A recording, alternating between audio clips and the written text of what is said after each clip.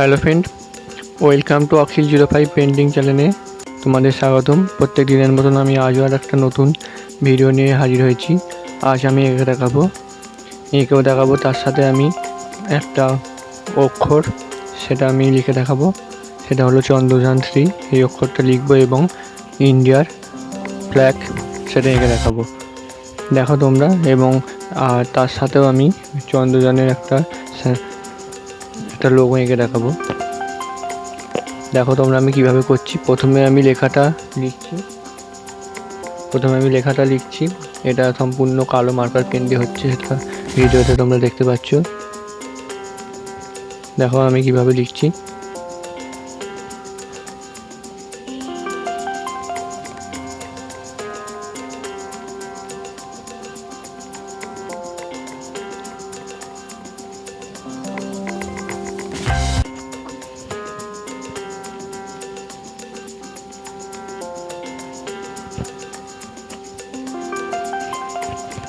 তো লেখা হয়ে গেছে মার্কার পেন দিয়ে। এবার আমি এটা ইন্ডিয়ান ফ্ল্যাগটা এঁকে দেখাচ্ছি। পতাকাটা যেই রকম হয় ঠিক সেই রকম ইন্ডিয়ান ফ্ল্যাগ যেমন হয় সেরকম ধরনের হবে। পতাকার ডান্ডিটা ডবল লাইন হবে, ডবল লাইন করে তাতে ডিজাইন থাকবে কিছু। এরপর আমি এই যে চন্দ্রযান লেখাটা আছে সেই লেখাটাতে ইন্ডিয়ান যে কালারটা হয় সেই কালারে প্রথম 4 অক্ষর আমি গেরুয়া কালার দিয়ে শ্যাডো দিচ্ছি।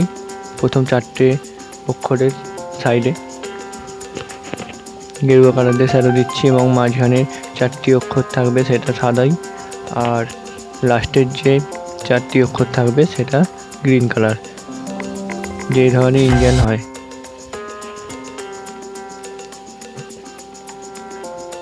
হয়ে গেল লেখা। এরপর আমি ফ্ল্যাগটা রং করছি।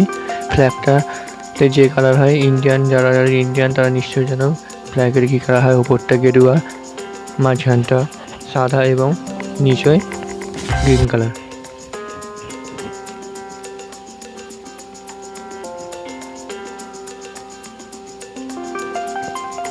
দেখো আমার 3টে কালার হয়ে গেল।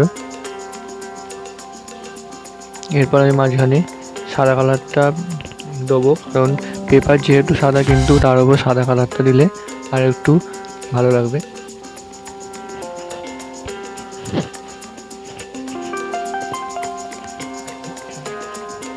এরপর চক্রটার কালার হবে ব্লু।